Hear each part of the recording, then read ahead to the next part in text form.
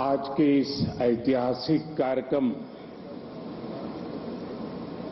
इस पर पूरे देश की दृष्टि है।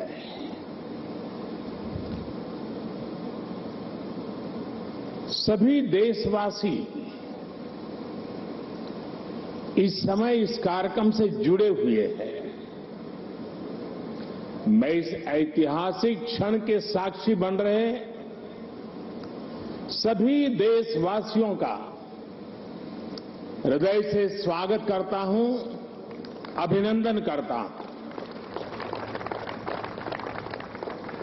इस ऐतिहासिक क्षण में मेरे साथ मंत्रिमंडल के मेरे साथी श्री हरदीप पुरी जी, किशन रेड्डी जी, अर्जुन राम मेघवाल जी, मीनाक्षी लेखी जी, कौशल किशोर जी आज मेरे साथ मंच पर उपस्थित हैं। देश के अनेक गणमान्य अतिथिगण वे भी आज यहां उपस्थित हैं। साथियों, आजादी के अमृत महोत्सव में देश को आज एक नई प्रेरणा मिली है, नई ऊर्जा मिली है। आज हम गुजरे हुए कल को छोड़कर आने वाले कल की तस्वीर में नए रंग भर रहे हैं। आज जो हर तरफ ये नई आभा दिख रही है, वो नए भारत के आत्मविश्वास की आभा है। गुलामी का प्रतीक किंग्स वे यानी राजपथ आज से इतिहास की बात हो गया है, हमेशा के लिए मिट गया है। आज कर्तव्य पथ के रूप में नए इतिहास का सृजन हुआ है। मैं सभी देशवासियों को आजादी के इस अमृत काल में गुलामी की एक और पहचान से मुक्ति के लिए बहुत बहुत बधाई देता हूं।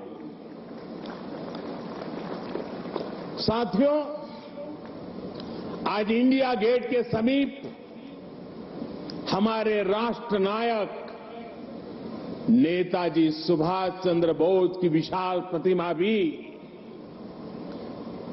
मूर्ति भी स्थापित हुई है। गुलामी के समय यहां ब्रिटिश राज सत्ता के प्रतिनिधि की प्रतिमा लगी हुई थी। आज देश ने उसी स्थान पर नेताजी की मूर्ति की स्थापना करके आधुनिक और सशक्त भारत की प्राण प्रतिष्ठा भी कर दी है। वाकई ये अवसर ऐतिहासिक है, ये अवसर अभूतपूर्व है। हम सभी का सौभाग्य है कि हम आज का ये दिन देख रहे हैं, इसके साक्षी बन रहे हैं। साथियों, सुभाष चंद्र बोस ऐसे महामानव थे जो पद और संसाधनों की चुनौती से परे थे। उनकी स्वीकार्यता ऐसी थी कि पूरा विश्व उन्हें नेता मानता था। उनमें साहस था, स्वाभिमान था, उनके पास विचार थे, विजन था, उनके नेतृत्व की क्षमता थी, नीतियां थी। नेताजी सुभाष कहा करते थे, भारत वो देश नहीं जो अपने गौरवमयी इतिहास को भुला दे। भारत का गौरवमयी इतिहास हर भारतीय के खून में है, उसकी परंपराओं में है। नेताजी सुभाष भारत की विरासत पर गर्व करते थे और भारत को जल्द से जल्द आधुनिक भी बनाना चाहते थे। अगर आजादी के बाद हमारा भारत सुभाष बाबू की राह पर चला होता तो आज देश कितनी ऊंचाइयों पर होता। लेकिन दुर्भाग्य से आजादी के बाद हमारे इस महान नायक को भुला दिया गया, उनके विचारों को, उनसे जुड़े प्रतीकों तक को नजरअंदाज कर दिया गया। सुभाष बाबू के 125वें जयंती वर्ष के आयोजन के अवसर पर मुझे कोलकाता में उनके घर जाने का सौभाग्य मिला था। नेताजी से जुड़े स्थान पर उनकी जो अनंत ऊर्जा थी, मैंने उसे महसूस किया। आज देश का प्रयास है कि नेताजी की वो ऊर्जा देश का पथ प्रदर्शन करे।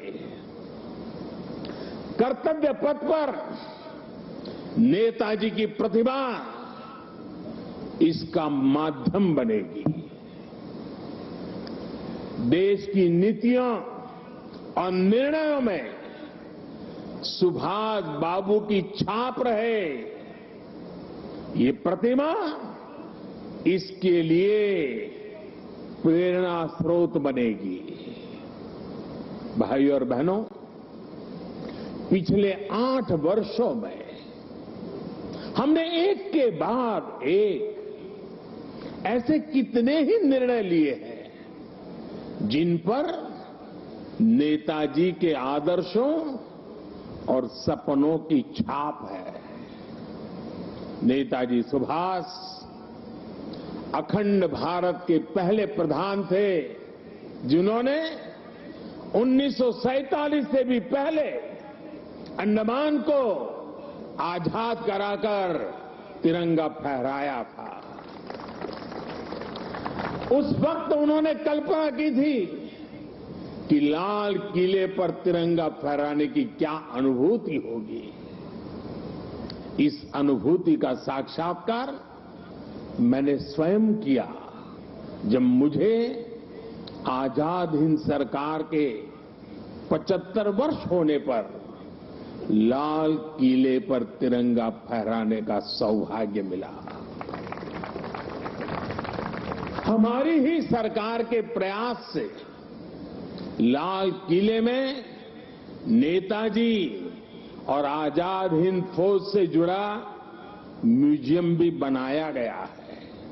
साथियों, मैं वो दिन भूल नहीं सकता जब 2019 में गणतंत्र दिवस की परेड में आजाद हिंद फौज के सिपाहियों ने भी हिस्सा लिया था। इस सम्मान का उन्हें दशकों से इंतजार था। अंडमान में जिस स्थान पर नेताजी ने तिरंगा फहराया था, मुझे वहां भी जाना था, जाने का अवसर मिला, तिरंगा फहराने का सौभाग्य मिला। वो क्षण हर देशवासी के लिए गर्व का क्षण था। भाई और बहनों, अंडमान के वो द्वीप जिसे नेताजी ने सबसे पहले आजादी दिलाई थी, वो भी कुछ समय पहले तक गुलामी की निशानियों को ढोने के लिए मजबूर थे। आजाद भारत में भी उन द्वीपों के नाम अंग्रेजी शासकों के नाम पर थे। हमने गुलामी की उन निशानियों को मिटाकर इन द्वीपों को नेताजी सुभाष से जोड़कर भारतीय नाम दिए, भारतीय पहचान दी। साथियों, आजादी के 75 वर्ष पूरे होने पर देश ने अपने लिए 5 प्राणों का विजन रखा है।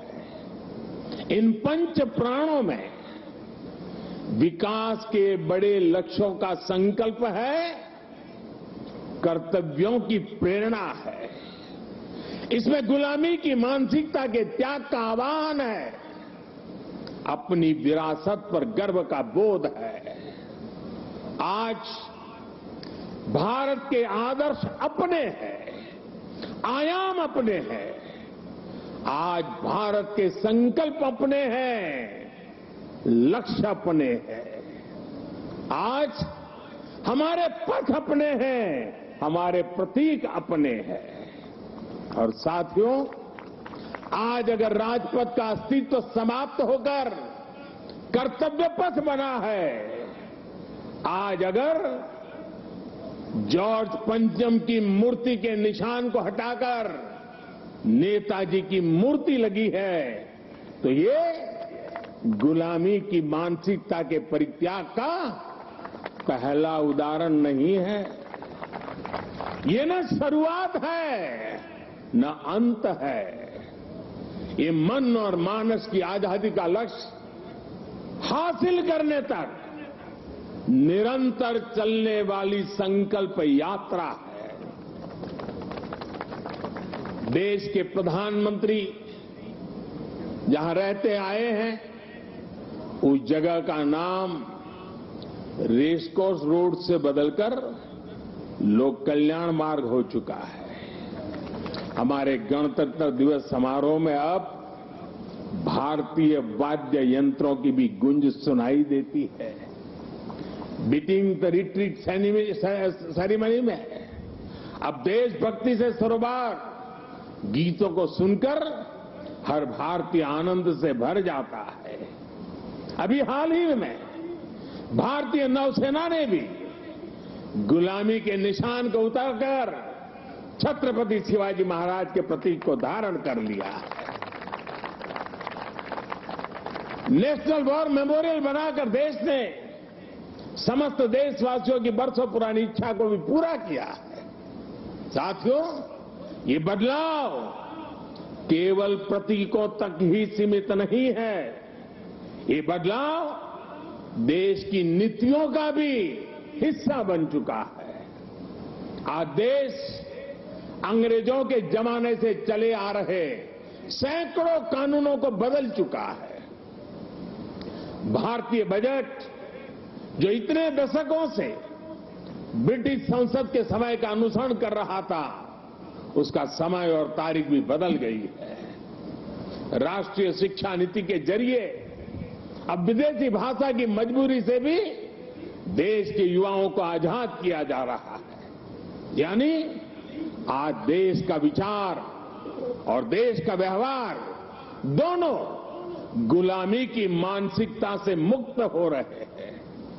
ये मुक्ति हमें विकसित भारत के लक्ष्य तक लेकर के जाएगी। साथियों, महाकवि भरतियार ने भारत की महानता को लेकर तमिल भाषा में बहुत ही सुंदर कविता लिखी थी।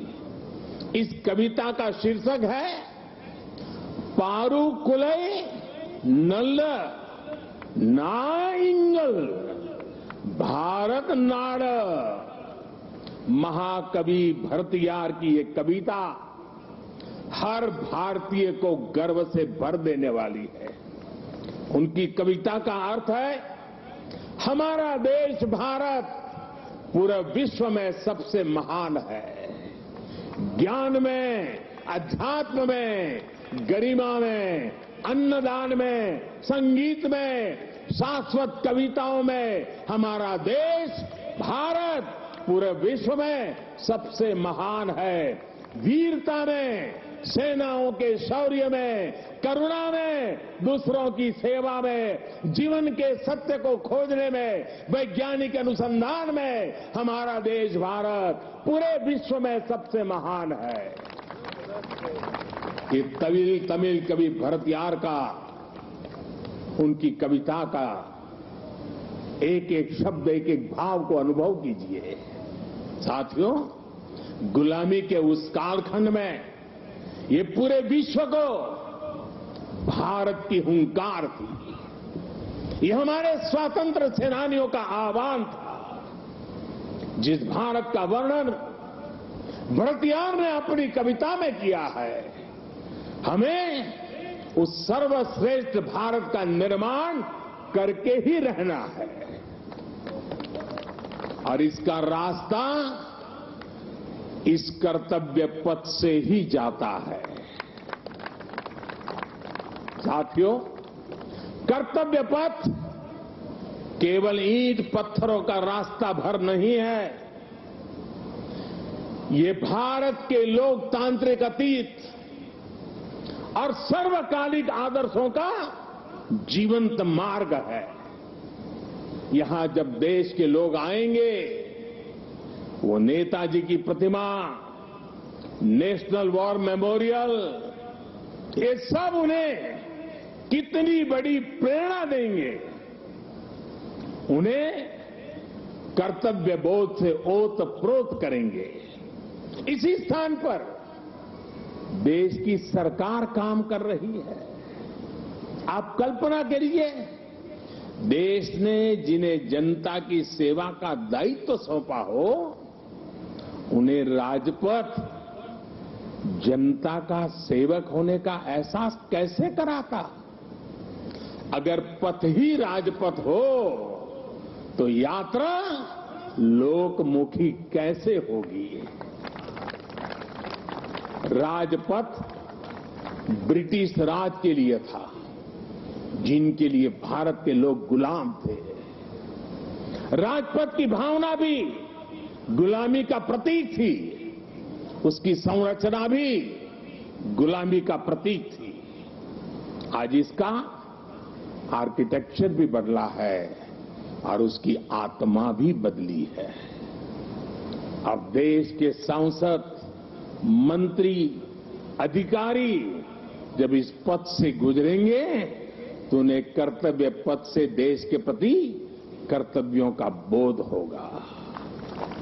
उसके लिए नई ऊर्जा मिलेगी, प्रेरणा मिलेगी। नेशनल वॉर मेमोरियल से लेकर कर्तव्य पथ से होते हुए राष्ट्रपति भवन का ये पूरा क्षेत्र, उनमें नेशन फर्स्ट, राष्ट्र ही प्रथम, इस भावना का प्रवाह प्रतिपल संचारित होगा।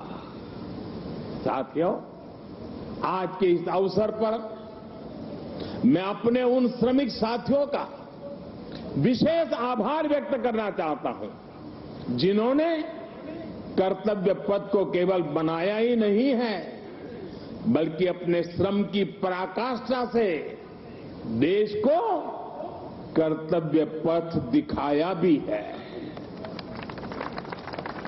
मुझे अभी उन श्रमजीवियों से मुलाकात का भी अवसर मिला। उनसे बात करते समय मैं महसूस कर रहा था कि देश के गरीब, मजदूर और सामान्य मानवी के भीतर भारत का कितना भव्य सपना बसा हुआ है।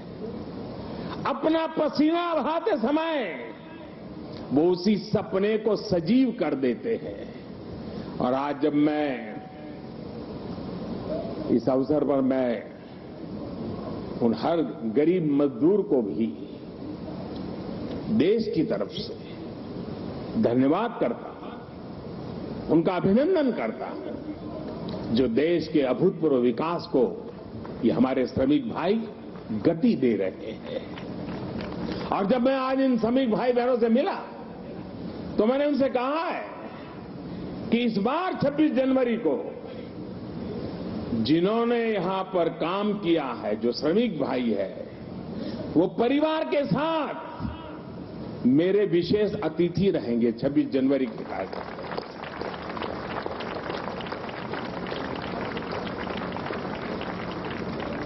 मुझे संतोष है कि नए भारत में आज श्रम और श्रमजीवियों के सम्मान की एक संस्कृति बन रही है, एक परंपरा पुनर्जीवित हो रही है।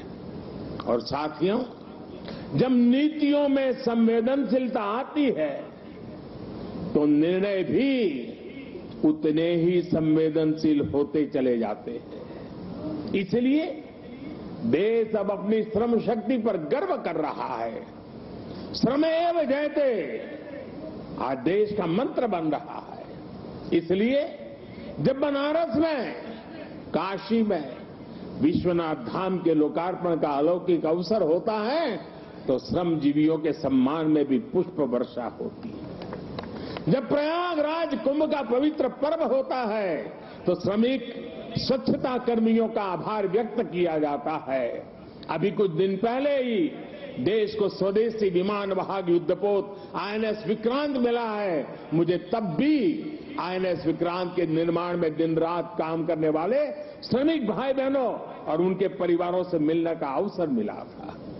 मैंने उनसे मिलकर उनका आभार व्यक्त किया। श्रम के सम्मान की परंपरा देश के संस्कारों का अमिट हिस्सा बन रही है।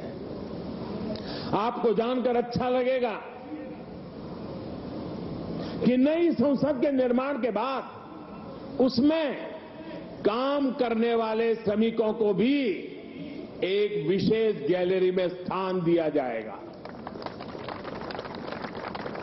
ये गैलरी आने वाली पीढ़ियों को भी ये याद दिलाएगी कि लोकतंत्र की नींव में एक और संविधान है तो दूसरी ओर श्रमिकों का योगदान भी है। यही प्रेरणा हर एक देशवासी को एक कर्तव्य पथ भी देगा। यही प्रेरणा श्रम से सफलता का मार्ग प्रशस्त करेगी। साथियों, हमारे व्यवहार में, हमारे संसाधनों में, हमारे साधनों में, हमारे इंफ्रास्ट्रक्चर में आधुनिकता का इस अमृतकाल का प्रमुख लक्ष्य है। और साथियों, जब हम इंफ्रास्ट्रक्चर की बात करते हैं तो अधिकतर लोगों के मन में पहली तस्वीर सड़कों या फ्लाईओवर की हो जाती है। लेकिन आधुनिक होते भारत में इंफ्रास्ट्रक्चर का विस्तार उससे भी बहुत बड़ा है, उसके बहुत पहलू है। आज Bharat social infrastructure, transport infrastructure, digital infrastructure के साथ ही कल्चरल इंफ्रास्ट्रक्चर पर भी उतनी ही तेजी से काम कर रहा है। मैं आपको सोशल इंफ्रास्ट्रक्चर का उदाहरण देता। आज देश में एम्स की संख्या पहले के मुकाबले 3 गुना हो चुकी है। मेडिकल कॉलेजों की संख्या में भी 50% की वृद्धि हुई है।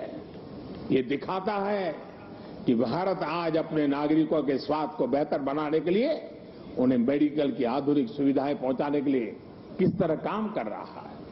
आज देश में नई आईआईटी, ट्रिपल आईटी, वैज्ञानिक संस्थाओं का आधुनिक नेटवर्क लगातार विस्तार किया जा रहा है, तैयार किया जा रहा है।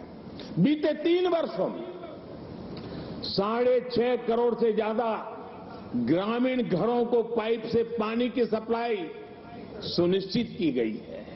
आज देश के हर जिले में 75 अमृत सरोवर बनाने का महाअभियान भी चल रहा है। भारत का ये सोशल इंफ्रास्ट्रक्चर सामाजिक न्याय को और समृद्ध कर रहा है।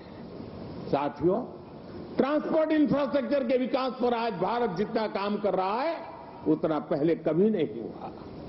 आज एक तरफ देश भर में ग्रामीण सड़कों का निर्माण हो रहा है तो वहीं रिकॉर्ड संख्या में आधुनिक एक्सप्रेसवे बनाए जा रहे हैं। आज देश में तेजी से रेलवे का इलेक्ट्रिफिकेशन हो रहा है तो उतने ही तेजी से अलग अलग शहरों में मेट्रो का भी विस्तार हो रहा है। आज देश में अनेकों नए एयरपोर्ट बनाए जा रहे हैं, तो वाटरवे की संख्या में भी अभूतपूर्व वृद्धि की जा रही है। डिजिटल इंफ्रास्ट्रक्चर के निर्माण में तो भारत आज पूरे विश्व के अग्रणी देशों में अपनी जगह बना चुका है। 1.5 लाख से ज्यादा पंचायतों तक ऑप्टिकल फाइबर पहुंचाना हो, डिजिटल पेमेंट के नए रिकॉर्ड हो, भारत की डिजिटल प्रगति की चर्चा पूरी दुनिया में हो रही है। भाई और बहनों, इंफ्रास्ट्रक्चर के इन कार्यों के बीच भारत में कल्चरल इंफ्रास्ट्रक्चर पर जो काम किया गया है, उसकी उतनी चर्चा नहीं हो पाई है। प्रसाद स्कीम के तहत देश के अनेकों तीर्थ स्थलों का पुनरुद्धार किया जा रहा है। काशी, केदारनाथ, सोमनाथ से लेकर करतारपुर साहिब कॉरिडोर तक के लिए जो कार्य हुआ है वो अभूतपूर्व है। और साथियों, जब हम कल्चरल इंफ्रास्ट्रक्चर की बात करते हैं तो उसका मतलब सिर्फ आस्था की जगहों से जुड़ा इंफ्रास्ट्रक्चर ही नहीं है। इंफ्रास्ट्रक्चर जो हमारे इतिहास से जुड़ा हुआ हो, जो हमारे राष्ट्र नायक और राष्ट्र नायिकाओं से जुड़ा हुआ हो, जो हमारी विरासत से जुड़ा हो, उसका भी उतना ही तत्परता से निर्माण किया जा रहा है।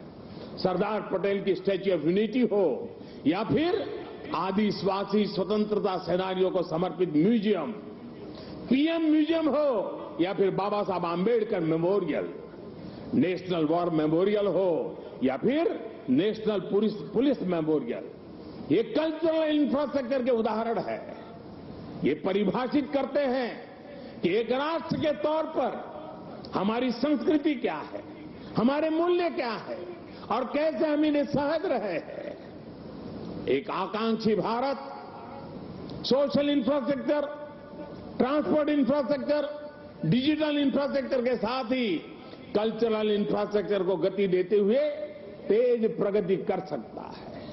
मुझे खुशी है कि आज कर्तव्य पथ के रूप में देश को कल्चरल इंफ्रास्ट्रक्चर का एक और बेहतरीन उदाहरण मिल रहा है। आर्किटेक्चर से लेकर के आदर्शों तक आपको यहां भारतीय संस्कृति के दर्शन भी होंगे और बहुत कुछ सीखने को भी मिलेगा।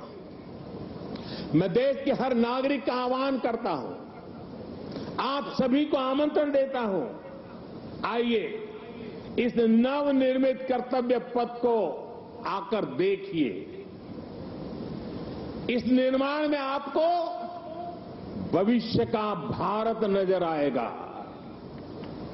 यहां की ऊर्जा आपको हमारे विराट राष्ट्र के लिए एक नया विजन देगी, एक नया विश्वास देगी।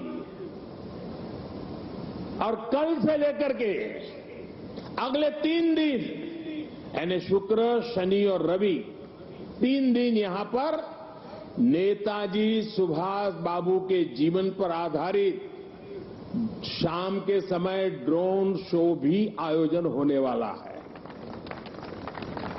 आप यहां आइए, अपने और अपने परिवार की तस्वीरें खींचिए, सेल्फी लीजिए। इन्हें आप हैशटैग कर्तव्य पथ से सोशल मीडिया पर भी जरूर अपलोड करें। मुझे पता है ये पूरा क्षेत्र दिल्ली के लोगों की धड़कन है। यहां शाम को बड़ी संख्या में लोग अपने परिवार के साथ आते हैं, समय बिताते हैं। कर्तव्य पथ की प्लानिंग, डिजाइनिंग और लाइटिंग इसे ध्यान में रखते हुए भी की गई है। मुझे विश्वास है कर्तव्य पथ की ये प्रेरणा देश में कर्तव्य बोध का जो प्रवाह पैदा करेगी, ये प्रवाह ही हमें नए और विकसित भारत के संकल्प की सिद्धि तक लेकर जाएगा। इसी विश्वास के साथ आप सभी का एक बार फिर बहुत बहुत धन्यवाद करता हूं। मेरे साथ बोलेंगे, मैं कहूंगा नेताजी, आप बोलिए अमर रहे, अमर रहे। नेताजी, नेताजी, नेताजी। भारत माता की, भारत माता की। वंदे वंदे वंदे। बहुत बहुत धन्यवाद।